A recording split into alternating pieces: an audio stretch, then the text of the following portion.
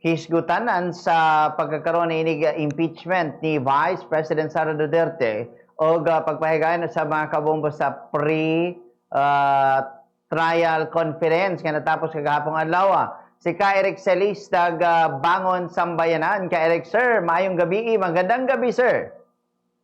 Ay, magandang gabi sa iyo, Bombo Kevin. Magandang gabi po sa mga tagapakinig, tagapagsuporta ng Bombo Radio Philippines at ng programa ninyo sa Zona Libre. So, sir, ano yung take nyo po sa parang naging controversial yung BIR box? Ano yung take nyo, sir, sa BIR Bureau of Internal Revenue box, sir, na gusto talagang pinipilit prosecution na pabuksan? Sa tingin ko, ito ay mga despiradong hakbang on the part ng House Panel Prosecution sapagkat kailangan nilang magkaroon dyan ng resolution para sa tinatawag na data privacy protection na nilalaban kay Vice President Sara Duterte. Pangalawa, kung tungkol sa ill-gotten wealth or mga korupsyon, hindi dapat ginamit nila ang SALN, Statement of Assets, Liabilities, and Net Worth, na nandyan naman, I think, nakadeposito yan sa ombudsman, Bombo Kevin. They don't need the BIR receipts, mga kababayan. Ito nga yung sinabi ng BIR sa kanila, na unless we will be able to prove the urgency and the relevance of the personal income tax return data and information of the Vice President at ng kanyang asawa, ay hindi po natin pwedeng labagin ang Data Privacy Protection Act. The same thing that applies sa Bank Secrecy Law na nilabag din nila sa House Committee on Justice. So wala pa yatang ruling tungkol dyan ang Senate Impeachment Court, Bombo Kevin. Malamang i-forward nila yan during the trial. At alam natin na may numero si Marcos Jr. at si Romualdez, at mga kalaban ni Vice President Sara Duterte. They have the numbers amounting or reaching 13. So pag nag-ruling sa motion at papayagan ng Senate Impeachment Court na mabubuksan, hindi pabubuksan yon. Sa tingin ko wala namang problema yan kasi wala namang itinatago ang mga Duterte na pinagnanakawan nila o kanilang mga ninakaw na kayamanan na lagpas sa kanilang income, Bombo Kevin, mga kababayan.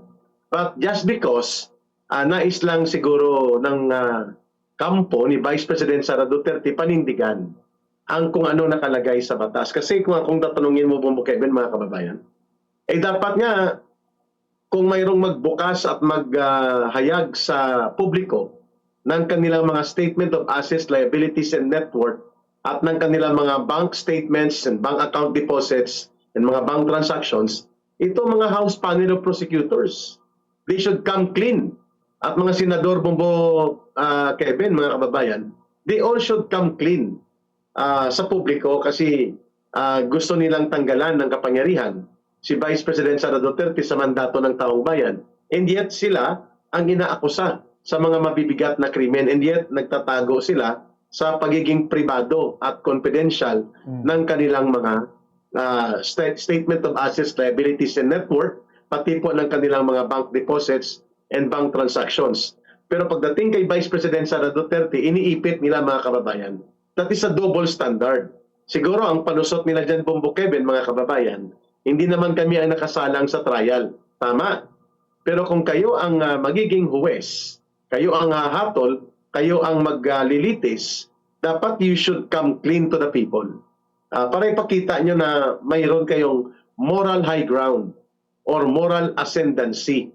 Para sabihin, kami, binuksan nga namin, ang aming Statement of Assets, Liabilities, and Net Worth, ipinakita namin for the last 10 years. Ito yung bank transaction din namin. But they cannot do that. Alam natin yan, Bombo Kevin, dahil marami po dyan sa kanila ay involved din sa anomalya at mga korupsyon. Hindi lang po ito issue ng laban kay Vice President Sara Duterte. But nonetheless, naniniwala ko na sakaling pabuksan yan during the trial period, sa pagdating po ng trial proper, wala naman sigurong makikita dyan na mga solid evidence that will stand out to prove na mayroong ill-gotten wealth or unexplained wealth si Sara Duterte. And sabi nga na even ni Congressman Jervil Luistro na hindi daw nila nakita din ang laman yan, pero the request is the income tax return. So that would be a solid proof of the Dutertes and Carpio, kasi sa mag-asawa daw yan. Sila yung nag-request sa Bureau of Internal Revenue dun sa House of Representatives. Baka mabaktuyo sila dyan. Kasi all the allegations regarding baka makita dyan na nagtugma talaga yung income tax return at yung ano yung napasok lamang sa statements of assets liabilities ng mga Carpio, ng mga Duterte at Carpio. Yeah, I believe baka matrapa sila dyan ang House Prosecution Bombo Kevin, kasi yung income tax return na yan, kung yan ay may anomalya, alam niya ng ombudsman kasi magpapasabpinang ang ombudsman dyan kung sa tingin nila yung deklarasyon sa Statement of Assets, Liabilities and Net Worth or SALN ay nagdududa sila na may ill-gotten wealth or may unexplained wealth. Pero wala 3 taon na nilang inaatake si Vice President Sara Duterte. Hawak nila ang BIR Bombo Kevin. O bakit hindi nila, ni Marcos at nila Romualdez, bakit hindi nila yan ginawa na i-leak, mga kababayan? Kasi tingin ko pang bluffing din ito on the part ng House panel, prosecution panel, para kunwari may tinatago si Vice President Sara Duterte. Pero sa katotohanan, baka ma-back to you sila dito. Kasi doon pa lang sinita na sila ni ng BIR na hindi ganyan ang proseso na basta na lang ninyo bulat-latin at bubuksan in public ang mga confidential information ng isang individual, regardless kung yan ay Vice President o hindi. Pangalawa, yung sa AMLAC, Bombo Kevin, pinuna ng mga financial expert, mga eksperto sa bangko at mga transaksyon, na mali ang pag-present at hindi po ipinaliwanag ng tama during the time na nagkakaroon ng illegal na fishing expedition dahil walang ebidensya, nagpumilit na mag-establish ng ebidensya ang House Committee on Justice, which is tantamount to illegal acts of fishing expedition. Nakapending yan sa Korte Suprema ngayon na usapin, mga kababayan. Ano pong sinasabi doon na mali?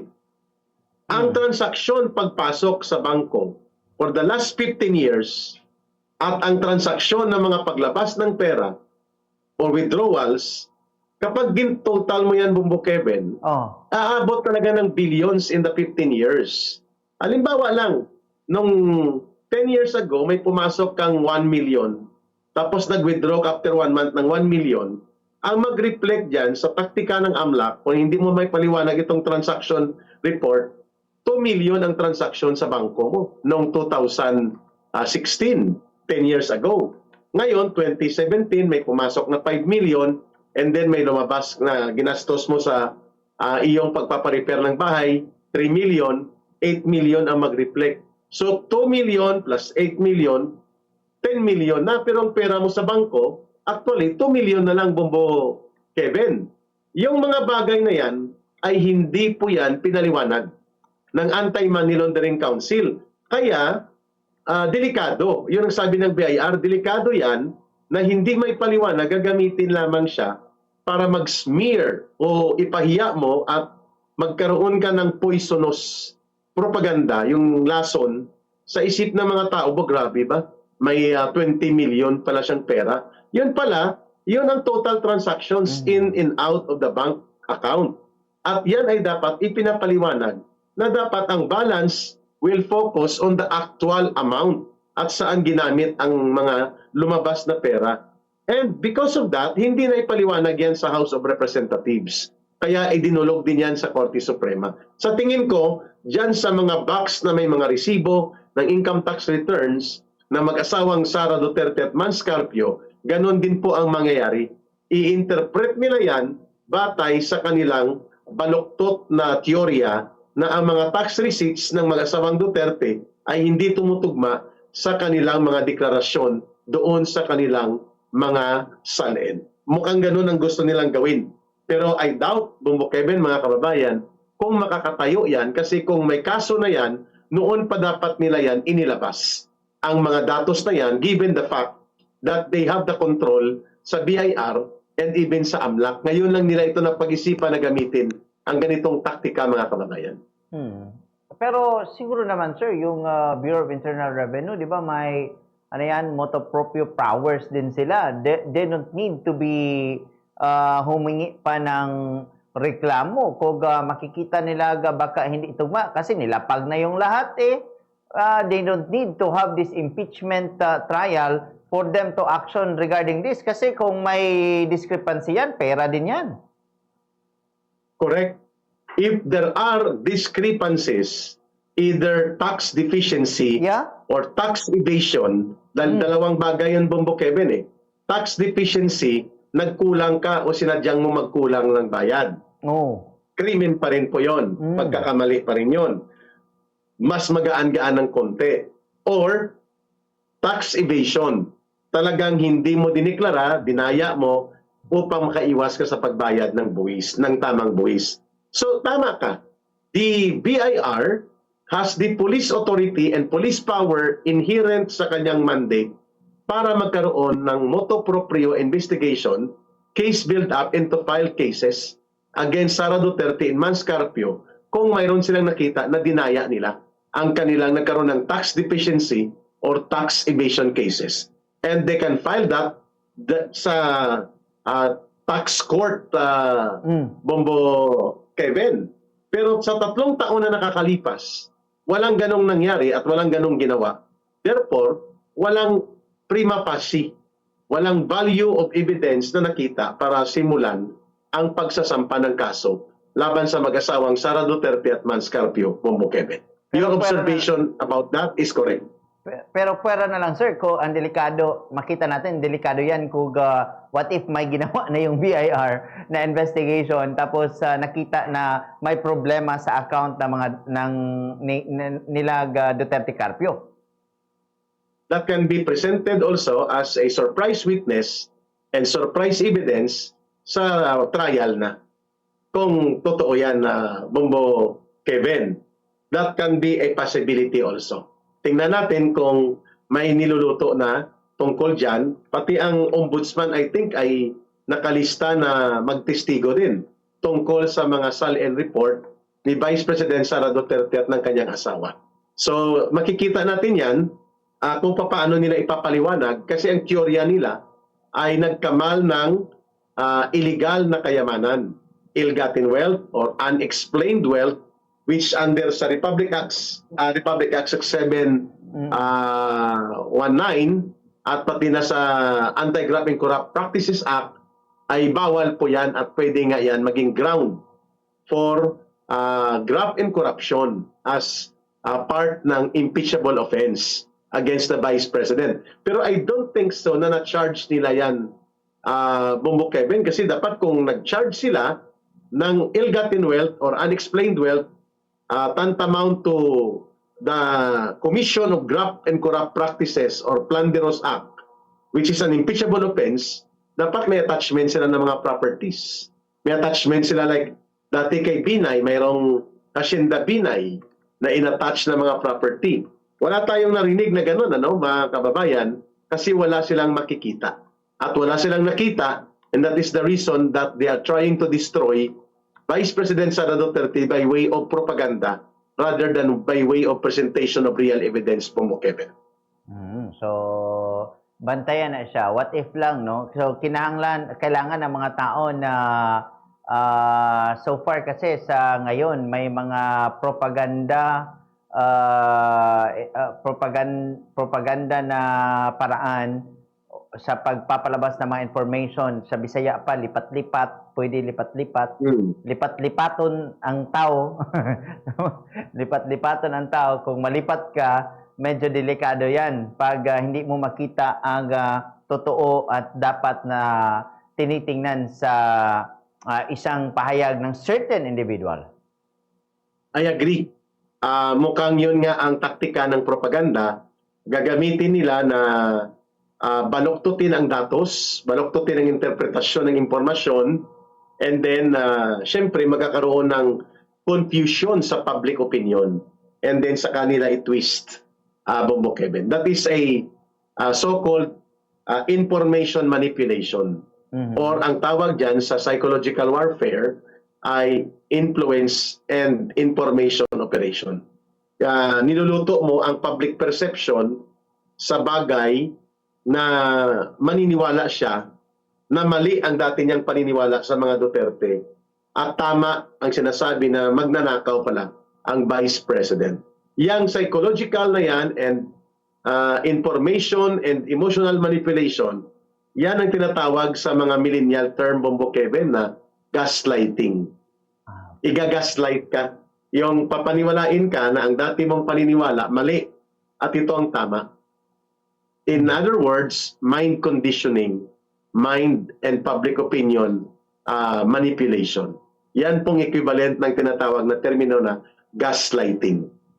At tama ka dyan, mukhang doon na papunta ang taktika ng prosecution panel ng House in the absence of categorical evidence that will establish and support valid and legitimate case against the Vice President.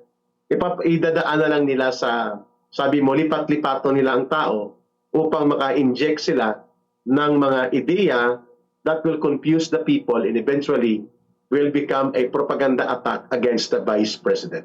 Pero pagpasok na talaga niyan, sir, sa Senate, sa trial court, impeachment court, they could not do this na ba, sir? Sa tingin mo, magiging seryoso na talaga yung battle of the brains sa impeachment trial? Oo, pero alam natin na hinabol talaga nila Marcos at nila Romualdez na may pundo silang 13 na numero. Kasi sa mga motion, sa mga banggaan sa posisyon, the ruling will depend on the senator judges. Siyam lang ang nakikita natin na medyo affirmative at friendly to the Vice President sa kanyang mga depensa na gagawin. Alam naman natin yan, may siyam na tinatawag na Duterte-aligned or Duterte-sympathetic senators. At may 13 na medyo tinatawag na nga ngayon na Marcos senators na bumubuo ng Malacanang Senate inside the Philippine Senate. 13 yan. So sa tanong mo, kung magkakaroon ng mga banggaan sa motion, banggaan sa presentation, ang magro-rule, impeachment court. Siyempre, may pundo na numero. Pabor yun kay Marcos, laban yan kay Sara Duterte. Pero may isang factor dyan, Bongbong Kevin. Dahil ito ay magiging open to public and open to media coverage, hindi naman natin pwede ma-underestimate ang taong bayan. Magmamatyag din at magbabantay.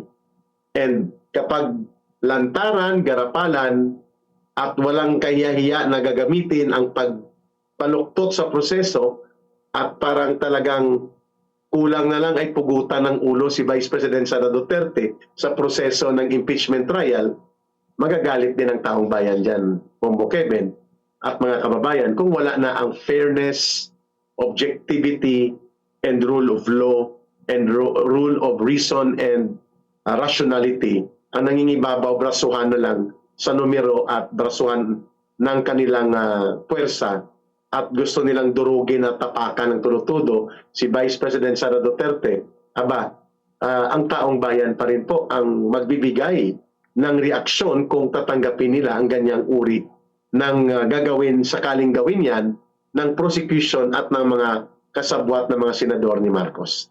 Bongbong Kevin, abangan natin yan. And I think this will really be a very interesting na pagpapakita ng mga argumento, depensa, atake, ebidensya, testimonya. Pero nonetheless, Bongbong Kevin, pag nagsimula ang trial sa July, panalo si Marcos kahit hindi pa lumalarga ng todo ang trial, wala pang desisyon laban kay Sara Duterte. Bakit panalo, Bongbong Kevin? Si Marcos at sila Romualdez. Kasi mawawala na ang atensyon ng taong bayan sa flood control scandal. Mawawala na ang atensyon sa revelations ni Saldico, ng 18 former Marines, ng mga pagbubunyag kung gaano kalala ang mga minakaw at kinurakot na pera sa ilalim ni Marcos at ni Romualdez na administration. Ang masasalang na at ang mapupukusan ng atensyon, si Sara Duterte na. In that aspect, panalo si Marcos dyan. Kailangan, paano mo yan isisingit na ang atensyon ng lahat ng tao nandun sa impeachment trial araw-araw or 3 or 4 times a day, a week, Bombo Kevin, versus doon sa tinabunan na ang mga flood control na to, hindi na nagkaroon ng mga lantaran at malalaking pagbubunyag dahil nawala na ang Senate Blue Ribbon Committee. Diyan pa lang, Bombo Kevin, mga kababayan, panalo na ang mga kawatan at magnanakaw sa flood control dahil they will have a tactical and momentary advantage because the shift of attention on the issue will now focus sa impeachment against Sara Duterte sa trial. And yan yun, sir, sa SALN yan. And dito, sir, sa attitude, behavior ni Vice President Sara Duterte, binalikan yung 2011 na panununtok niya sa isang sheriff noon. And si sheriff ay may post sa social media ngayon na ayaw niyang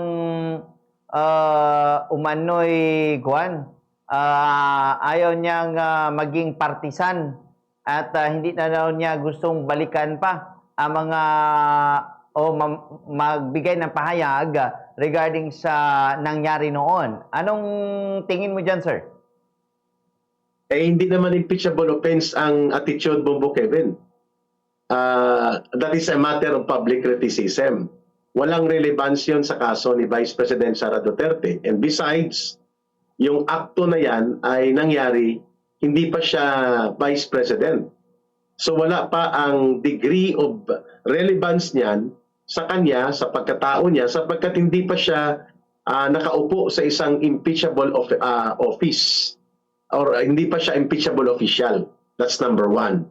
Number two, ang attitude, hindi po siya nakalagay sa mga specific na mga sukatan ng impeachable offense na dapat isampa na kaso.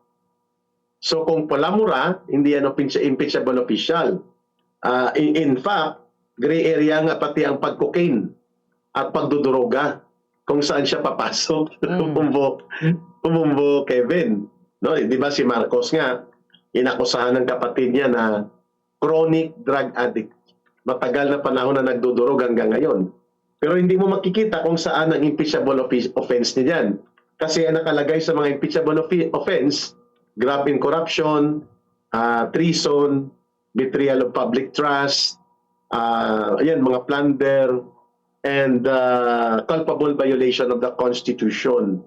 So, yan ang ginagamit ng mga sukatan. Pero kung ang nanuntok siya, that was 15 years ago, mga kababayan, kung ganon po ang teorya, nagiging katawa-tawa itong House Prosecution Panel kasi hindi pati pala ang nakaaway ni Vice President Sara Duterte nung kindergarten siya, ipatawag na rin natin, Bobo Kevin, yung kanyang nakaaway sa Chinese garter na laro o kaya sa hindi niya nasa uli ng grade 1 ang libro sa kanilang library. Hindi patawag na rin natin ang library ni Sara Duterte. Yan po ang ibig kong sabihin, katawa-tawa. These actions and these allegations do not constitute a direct impeachable offense as defined by the Constitution.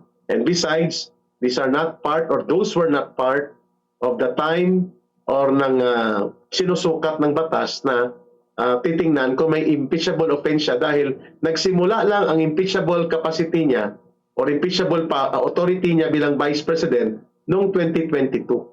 So, nangyari yan 2011. And tama ka, ayaw na rin makisawsaw pa at makigulo nitong sheriff na noon at ngayon I think he is now the Human Resource Management Officer of the Supreme Court, Bombo Kevin. So para sa akin, sa tingin ko dyan mga kababayan, yung ganyang linya ng prosecution, pagpapakita niya ng kahinaan at ng kawalan ng totoong kaso at kawalan ng sapat na ebidensya sa mga aligasyon nila sa Vice President, to the point na kahit nung hindi pa siya Vice President, na mga kasalanan na sinasabi nila, kakalkalin nila. Kulang na lang, sabi ko, ulitin ko, pati nung grade 1 siya at ng kindergarten siya na mga naging kalaban niya sa school, ay ipapatawag na rin nila as witnesses on the attitude of the Vice President. Yan ay, tingin ko, baka hindi na rin yan payagan ng impeachment court na mangyari yan dahil magiging katawa-tawa na ang Senate impeachment court niyan, Bombo Kevin. Sige. Sir, sige lang ha. Sige sir, sa ibang usapin, may 5 minuto pa tayo sir. Sa ibang usapin muna sir, anong reaction nyo sir sa mga pangyayari ngayon sa ating mga paaralan na yung ating mga kabataan ay parang walang takot na sir?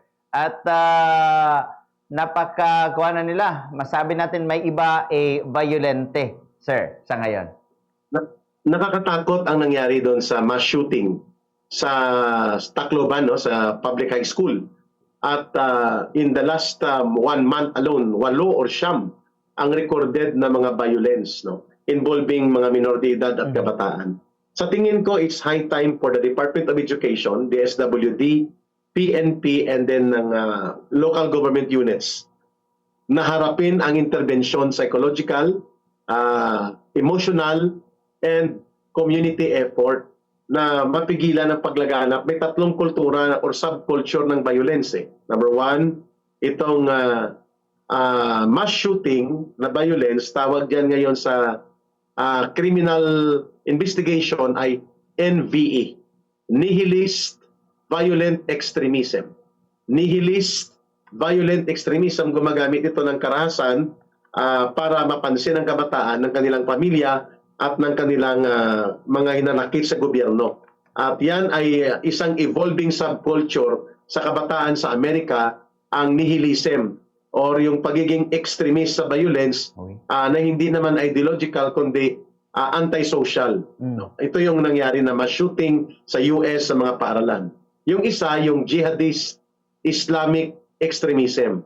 Ang nire-recruit niyan kabataan din gamit ang extremist na religious belief. Ang isa, yung communist terrorist extremism. Ito naman ang nagre-recruit ay ang CPP, NPA, NDF sa kabataan din. At kita nyo sa Negros ang namatay. Sa 19 na namatay, 8 ang kabataan doon sa Negros noong nakaraang buwan. Sa 19 na namatay na NPA, 8 kabataan din. Mga minor de edad din ang ma-recruit silang karamihan sa kanila. So ito lahat ay seryosong pagbabanta ng mga external at the same time internal factors sa subculture ng henerasyon ng kabataan na dapat magkaroon ng seryoso na interbensyon na mapigilan ito na lumaganap by way of psychosocial and community support na gagawin direkta sa mga schools at sa mga barangay. Kasi magsisimula yan at mag-i-include pati sa mga pamilya, Bombo Kevin. Hindi lamang ito tungkol sa batas na na-author ni Senator Pangilinan, yung Juvenile Justice Welfare Act. Hindi lang ito tungkol dyan, kundi tungkol ito mismo sa pangkalahatan na kakulangan ng pangkomunidad at pang-edukasyon at panglipunan na suporta ng gobyerno, pamilya at mga local officials at ng Departamento ng Edukasyon upang mapigilan atong 3 extremist violent na mga kaisipan na pumapasok sa kultura ng kabataan sa ngayon, Bumukit.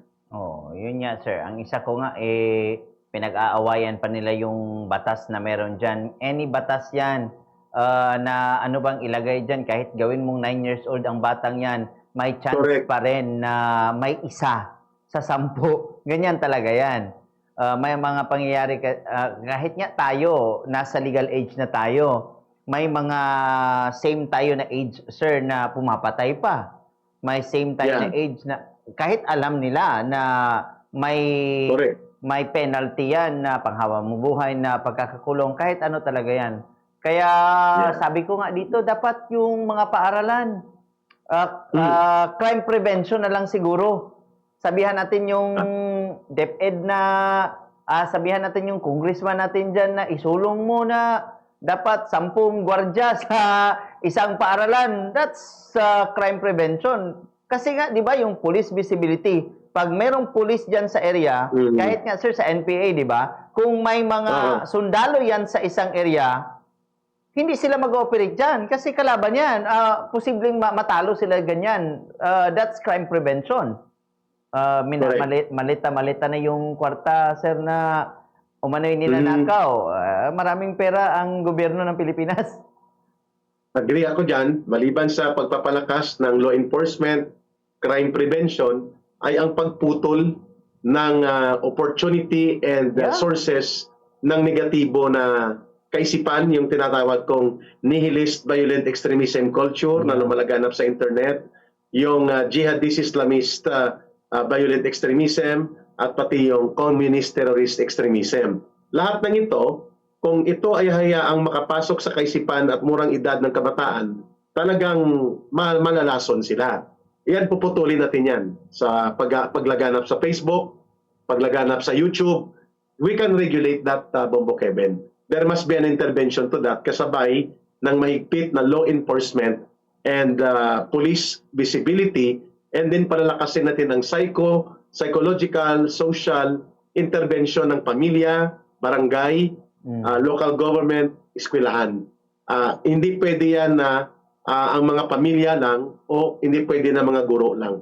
Dapat yan ay buong komunidad, Bombo Kevin, that we should raise the children according to the responsibility of the entire family, or of the entire community rather, hindi lang ng pamilya. Tama ka doon, habang pinapalakas ang law enforcement at ang legal mechanism, palakasin din natin ang pagputol ng opportunity na makapasok ang mararahas at mga masasama at negatibo na lumalason sa utak ng kabataan. And that can be controlled by the government in a holistic approach, hindi lamang sa pag-amyenda ng batas, kundi mismo ang regulatory powers ng gobyerno to intervene. Bombo Kevin. May isa pa, last na talaga. Isa pa, sir. May isang abogado akong na-interview, sabi nga niya, yung mga batas sa ngayon, unfair talaga sa mga teachers. Kawawa yung mga teachers, sir. Kasi kahit, ano yan, kahit pagalitan mo, mental issue na naman, pwede kang guan, ano yan, abuse na naman, di ba? Oo. Sa panahon, inabot ko pa, Bombo Kevin, ang panahon na may mga stick pa sa loob ng classroom. Naabutan At talagang stricto mga guro. May mga inabot ko pa na pinapalo ang kamay namin pag hindi ka marunong sa multiplication table. O patatayuin ka sa harap upang maramdaman mo na dapat may responsibilidad kang mag-aral. Inabot pa natin yan, Bombo Kevin. I don't know sa part ninyo, Bombo Kevin, kung inabot pa na lumilipad din ng eraser. Eraser, yung kukong madumi, pinapalo yan. Pagpasok mo, tinicheck yan eh. Pati kung naligo ka, nag-toothbrush ka, nadaanan ko yan, Bombo Kevin, sa public school. Kasi puro man ako public school. Pero hindi nagreklamo ang aming mga magulang, ang ating mga magulang, ng child abuse. Sa tingin ko, dapat yan itingnan. Kasi sa Japan, sa China, sa Vietnam, sa mga bansa, Singapore, na malalakas po ang kanilang public school system, bahagi po dyan ang unang first 3 years to 4 years. Values, character, and attitude formation yan. Bombo Kevin. Discipline and pagiging responsableng tao ng lipunan o mamamayan ng kanilang bansa. Yan ang tinututukan, Bombo Kevin. And kontrolado ang Facebook, YouTube, at iba't-iba pa mga gadgets, kontrolado yan ng Estado at ng gobyerno. Ano lang ang pwede. Because sa murang edad ng kabataan, they are very vulnerable to be influenced. Kagaya ko, I was only 17 years old na ma-recruit ako, Bombo Kevin. So, sa violent extremism ng communist terrorism din. I think magkaiba lang ang direksyon, pero yung paggamit ng attraction ng violent means to give you power, pareho lang. Yung pag nakapatay ka o pag pumatay ka at naging marahas ka, parang powerful ka, may boses ka. These are the extremist ideology and extremist psychology na kumakalat ngayon na dapat mapigilan mo, Kevin. Sige, sir. Daghan kayong salamat, sir. Maraming salamat, sir, sa talakayan ngayong gabi. Sir Ka Eric Celis, Mayong gabi, sir. Magandang gabi, sir. Magandang gabi sa tagapakinig ng Bombo Radio Philippines at ng Zona Libre. Mabuhay po kayo. Maraming salamat sa inyong lahat. Bye! Si Ka Eric Celis, mga kabombo, sa bangon na sambayan, katong sa last po yung mga punto niya, tama po ba yan, no? Kanang, di ba